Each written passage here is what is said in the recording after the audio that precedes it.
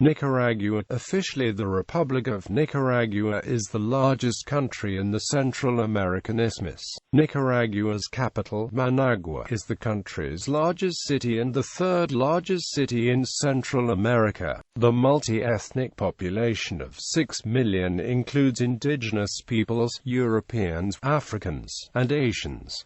The main language is Spanish. Native tribes on the eastern coast speak their own languages. The Spanish Empire conquered the region in the 16th century. Nicaragua gained independence from Spain in 1821. Since its independence, Nicaragua has undergone periods of political unrest, dictatorship, and fiscal crisis, the most notable causes that led to the Nicaraguan Revolution of the 1960s and 1970s. Nicaragua is a representative democratic republic. The mixture of cultural traditions has generated substantial diversity in art and literature, particularly the latter given the literary contributions of Nicaraguan poets and writers, including Rubén Darío, Pablo Antonio Cuadra and Ernesto Cardenal. The biological diversity, warm tropical climate and active volcanoes make Nicaragua an increasingly popular tourist destination. Etymology. The name Nicaragua was coined by Spanish colonists based on the name Nicareo, chief of the most populous indigenous tribe. When Spaniard Gil González-de came to Nicaragua in 1521, he found in the areas between Rivas and San Jorge the first pre-Columbian natives of Nicaragua. At the time, the native city was called Coacapulcar and the cacique leader's name was Maquilmequistli, not Nicareo. The Spanish name incorporates the indigenous words Nicotnahuac or Nicatl which means here at the lake, or Nicanahuac, here the Anahuac, or the Anahuac from here. History. Pre-Columbian history. In pre-Columbian times, in what is now known as Nicaragua, the indigenous people were part of the intermediate area between the Mesoamerican and Andean cultural regions, and within the influence of the Isthmo-Colombian area. The people migrated to Nicaragua from central Mexico after 500 BC. At the end of the 15th century, western Nicaragua was inhabited by several indigenous peoples related by culture to the Mesoamerican civilizations of the Aztec and Maya, and by language to the Mesoamerican linguistic area. Meanwhile, the Caribbean coast of Nicaragua was inhabited by other peoples, mostly Chibcha language groups. They had coalesced in Central America and migrated also to present-day northern Colombia and nearby areas. They lived a life based primarily on hunting and gathering. Spanish era. In 1502, Christopher Columbus became the first European known to have reached what is now Nicaragua as he sailed southeast toward the Isthmus of Panama. On his fourth voyage, Columbus explored the Mosquito Coast on the Atlantic side of Nicaragua. The Spanish then returned to the western part of what became known as Nicaragua and encountered the three most populous indigenous tribes of people in the land. The tribe led by Nicaragua, the indigenous chieftain Nicaragua is truly named after, but was erroneously thought to be Nicareo, the chief of another group of indigenous peoples, and Ariangan, the chieftain of a group of indigenous peoples living in central Nicaragua. The Spanish attempted to convert all three tribes to Christianity, Nicaragua and Nicareo, and the people converted, but Ariangan, however, did not, and was openly hostile to the Spaniards. The first attempt to conquer what is now known as Nicaragua was by Gil González-de, who arrived in Panama in January 1520. After exploring and gathering gold in the fertile western valleys, González was attacked by the indigenous people, some of whom were commanded by Nicareo, and an estimated 3,000 led by the chief Ariangan. The first Spanish permanent settlements were founded in 1524. Conquistador Francisco Hernández de Córdoba founded two of Nicaragua's principal towns. In 1524, Granada on Lake Nicaragua was the first settlement, followed by Leon at a location west of Lake Managua. Córdoba soon built defenses for the cities and fought against incursions by other conquistadors. Córdoba was later publicly beheaded following a power struggle with Pedro Arias-de His tomb and remains were discovered in 2000 in the ruins of Leon Viejo. The clashes among Spanish forces did not impede the destruction of the indigenous people and the culture. The series of battles came to be known as the War of the Captains. Pedro Arias-de was a winner. Although he had lost control of Panama, he moved to Nicaragua and successfully established his base in Leon. Through adroit diplomatic machinations, he became the first governor of the colony. Without women in the parties, the Spanish conquerors took Nicaragua and Corotega wives and partners, beginning the multi-ethnic mix of native and European stock now known as mestizo, which constitutes the great majority of the population in western Nicaragua. Many indigenous people died as a result of new infectious diseases, compounded by neglect by the Spaniards, who controlled the subsistence. In 1610, the Momotombo volcano erupted, destroying the capital. It was rebuilt northwest of what is now known as the ruins of Old Leon. During the American Revolutionary War, Central America was subject to conflict between Britain and Spain. Horatio Nelson led expeditions against San Fernando de Ramoa in 1779 and San Juan in 1780, which had temporary success before being abandoned due to disease. Independence. The Captaincy General of Guatemala was dissolved in September 1821 with the Act of Independence of Central America, and Nicaragua soon became part of the First Mexican Empire. After the monarchy of the First Mexican Empire was overthrown in 1823, Nicaragua joined the newly formed United Provinces of Central America, which was later renamed as the Federal Republic of Central America. Nicaragua finally became an independent republic in 1838. Rivalry between the liberal elite of Leon and the conservative elite of Granada characterized the early years of independence and often degenerated into a civil war, particularly during the 1840s and 1850s. Invited by the liberals in 1855 to join the struggle against the conservatives, a United States adventurer and filibuster named William Walker set himself up as president of Nicaragua, after conducting a farcical election in 1856. Costa Rica, Honduras, and other Central American countries united to drive Walker out of Nicaragua in 1857, after which a period of 3 decades of conservative rule ensued. Great Britain, which had claimed the Mosquito Coast as a protectorate since 1655, delegated the area to Honduras in 1859 before transferring it to Nicaragua in 1860. The Mosquito Coast remained an autonomous area until 1894.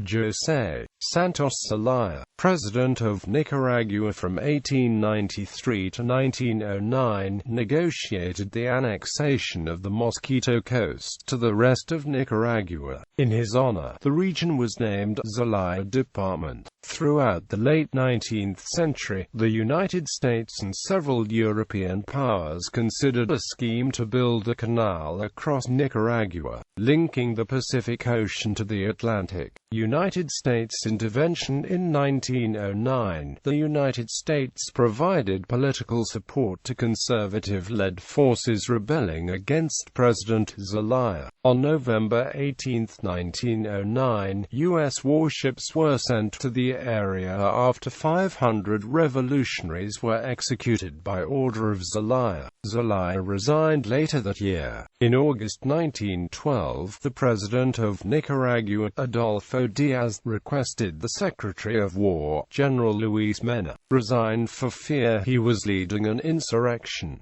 Mena fled Managua with his brother, the chief of police of Managua, to start an insurrection. When the U.S. legation asked President Diaz to ensure the safety of American citizens and property during the insurrection, he replied he could not, and asked the United States to intervene in the conflict. United States Marines occupied Nicaragua from 1912 to 1933, except for a 9-month period beginning in 1925. In 1914, the Bryan Chamorro Treaty was signed, giving the U.S. control over the proposed canal, as well as leases for potential canal defenses. Following the evacuation of U.S. Marines, another violent conflict between liberals and conservatives took place in 1926, which resulted in the return of U.S. Marines. From 1927 until 1933, Gen. Augusto C. Acute-Sar Sandino led a sustained guerrilla war first against the conservative regime and subsequently against the U.S. Marines, whom he fought for over 5 years.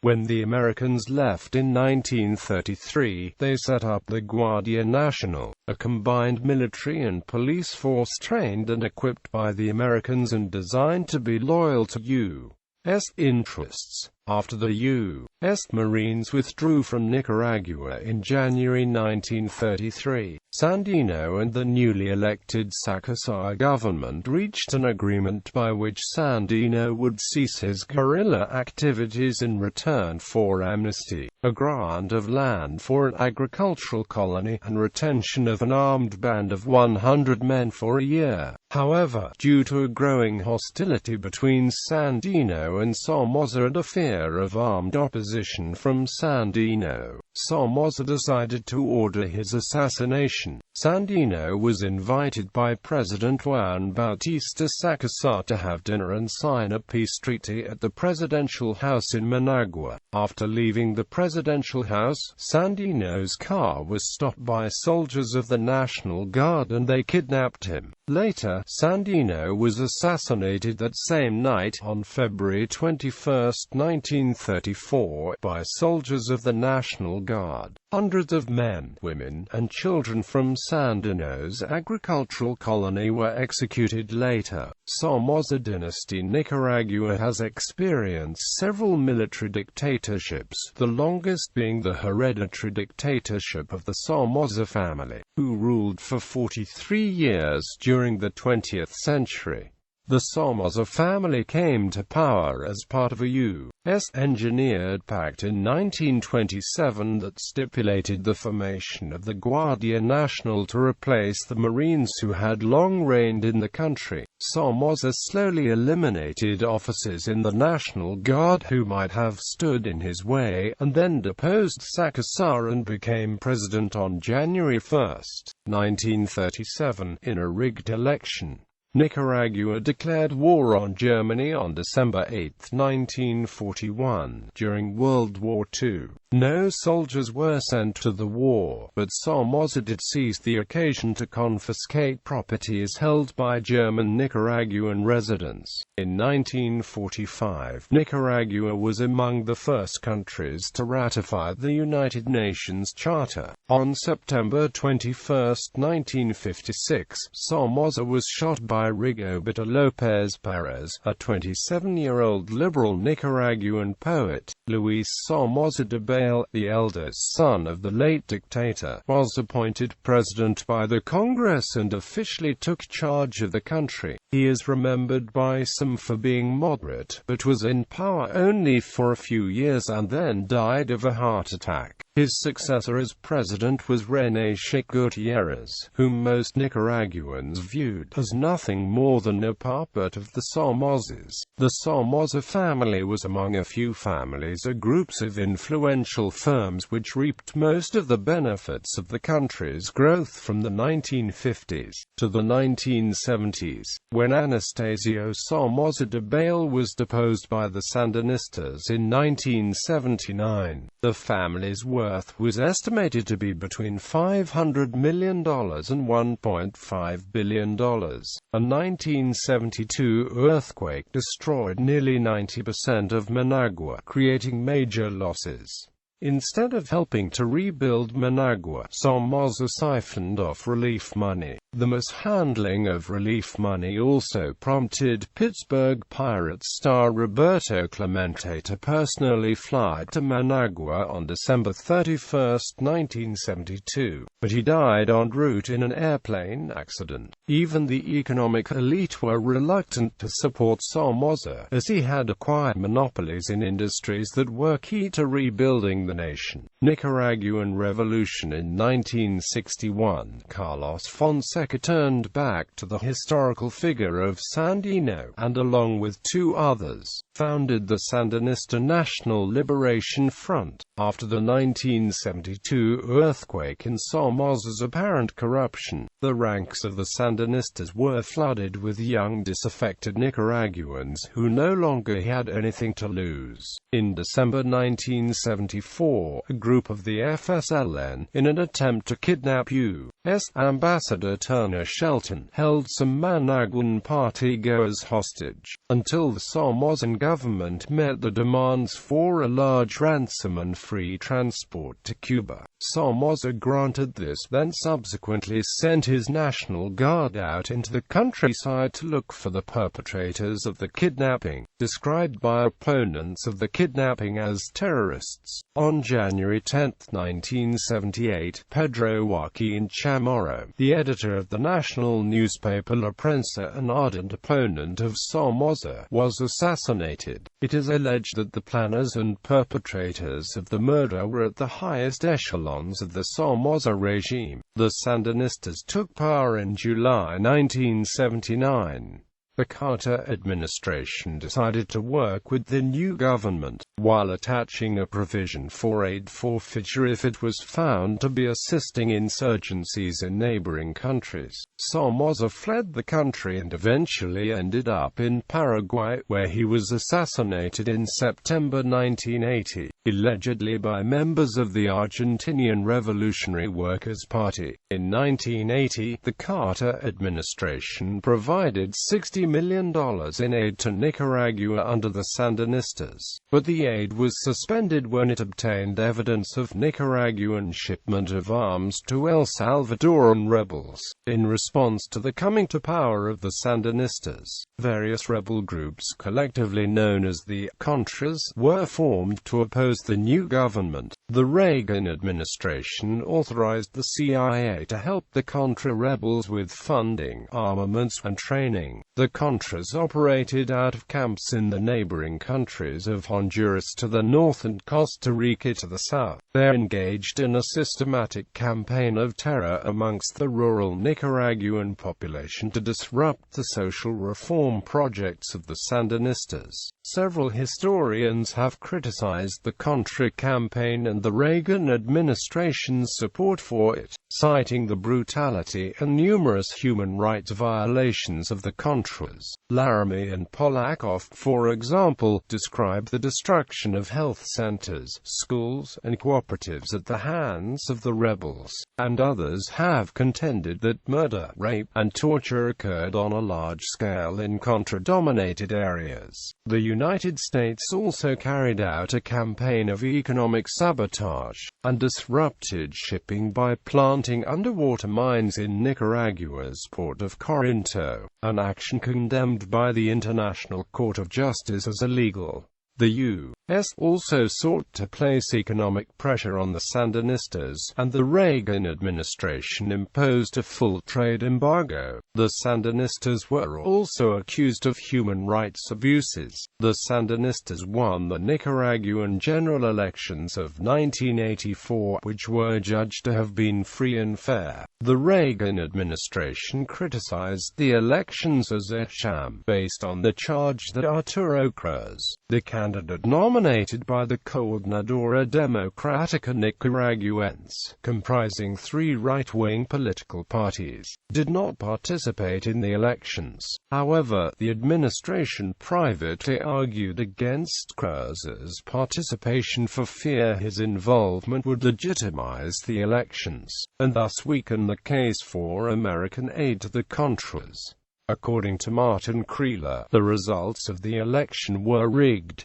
After the U.S. Congress prohibited federal funding of the Contras in 1983, the Reagan administration continued to back them by covertly selling arms to Iran and channeling the proceeds to the Contras. The International Court of Justice, in regard to the case of Nicaragua v. United States in 1984, found the United States of America was under an obligation to make reparation to the Republic of Nicaragua for all injury caused to Nicaragua by certain breaches of obligations under customary international law and treaty law committed by the United States of America. During the war between the Contras and the Sandinistas, 30,000 people were killed. Post-war, in the Nicaraguan general election 1990, a coalition of anti-Sandinista parties led by Violeta Chamorro, the widow of Pedro Joaquin Chamorro Cardinal, defeated the Sandinistas.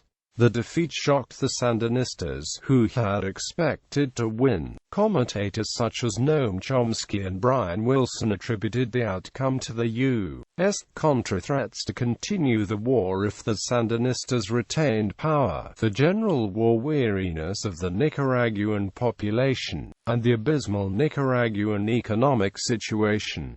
Exit polls of Nicaraguans reported Chamorro's victory over Ortega was achieved with a 55% majority. Violeta Chamorro was the first female president of Nicaragua. Ortega vowed he would govern desde abajo. Chamorro came to office with an economy in ruins, primarily because of the financial and social costs of the Contra War with the Sandinista-led government. In the next election, the Nicaraguan general election 1996, Daniel Ortega and the Sandinistas of the FSLN were defeated again, this time by Arnoldo Ailman of the Constitutional Liberal Party. In the 2001 elections, the PLC again defeated the FSLN, with Ailman's vice president Enrique Bolaños succeeding him as president. Subsequently, however, Ailman was convicted and sentenced in 2003 to 20 years in prison for embezzlement, money laundering, and corruption. Liberal and Sandinista parliament members subsequently combined to strip the presidential powers of President Bolaños and his ministers, calling for his resignation and threatening impeachment.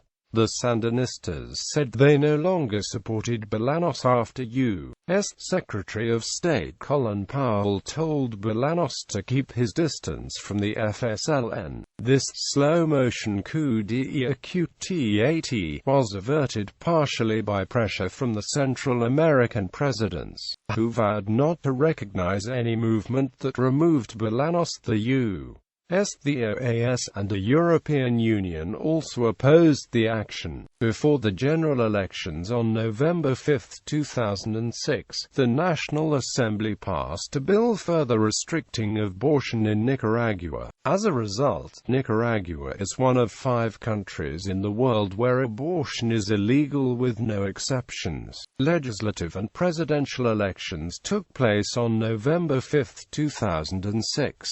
Daniel Ortega returned to the presidency with 37.99% of the vote. This percentage was enough to win the presidency outright, because of a change in electoral law which lowered the percentage requiring a runoff election from 45% to 35%. Nicaragua's 2011 general election resulted in re-election of Daniel Ortega, with a landslide victory and 62.46% of the vote. In 2014, the National Assembly approved changes to the Constitution allowing Daniel Ortega to run for a 3rd successive term.